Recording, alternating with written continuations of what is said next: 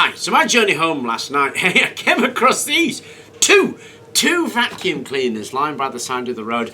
It's just such a common thing to find. You find them endlessly. Now, they're all pretty much the same thing. They have a motor, they create a suction, the suction follows a path, and it vents out the back. And here is a traditional Hoover. Motor's clearly here, creates its vacuum, goes through the hoses, through this filtration, to the cyclone filter, and then it's dumped out the back. Now, these are such a common find, but there's lots of interesting bits in there, so let's get them apart. And getting them apart, it's dead easy.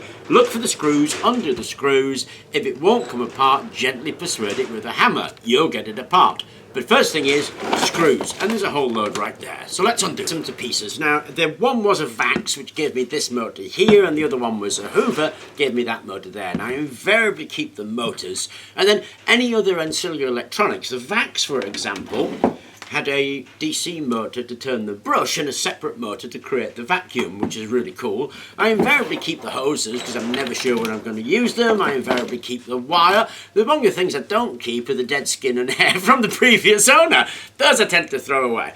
But this stuff, you've got to think about this, haven't you? How can you use that? Now, it's easy to test them because these are series wound universal motors. And what that means is they'll work off AC or DC. So I've got a DC source right here. And if I clip up the two wires,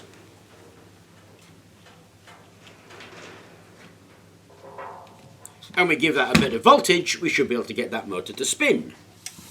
And there we go, spinning like crazy, which is really cool. And it'll really get some suction going at about 30 volts or so.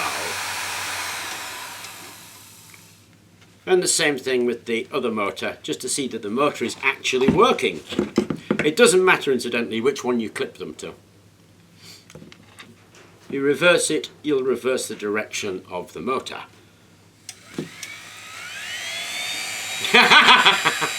So there we go. Two working DC motors straight out of a couple of thrown away vacuum cleaners. So these things obviously suck in air here, which is what creates the vacuum, and it's what people tend to focus on. But you've got to remember it also blows air out in that direction, and you've got to do something with that, haven't you? So in order to test a theory, what I've got is a large mixing bowl. I'm going to cut a hole in it, drop that motor in, give it a bit of power, and see if we can actually test the idea that this could be a hoverboard. Okay, a couple of longer wires soldered on, hole drilled out. This is a bit of storm sealant. Feed the wires through there. Tiny little hole that I burned in because I'm going to have to seal that up again. So feed the wires in, and then we can drop that straight in against the seal. Give it a bit of power, and see if it floats. So there it is, wired up, ready to go. And all I'm going to do is give it a little bit of power. Incidentally, won't move at all. Let's give it some volts. And there we go.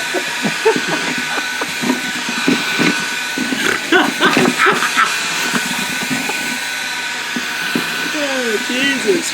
Okay, that's awesome. Then we can turn a vacuum cleaner into a hoverboard.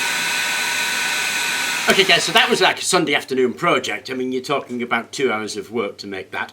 And obviously the bowl here is forming a plenum chamber, so it is a hovercraft. Now, what weight that will carry is going to depend on how many of these you put in and how much voltage, up to 240 volts, obviously. Now, I've got a couple of them. Actually, I've got a few more as well, and I'm sorely tempted to make a hoverboard I can actually ride on, because that certainly will make a hovercraft. Let's see if it'll make a hoverboard. Anyway, I hope you enjoyed the video, and thank you very much for watching.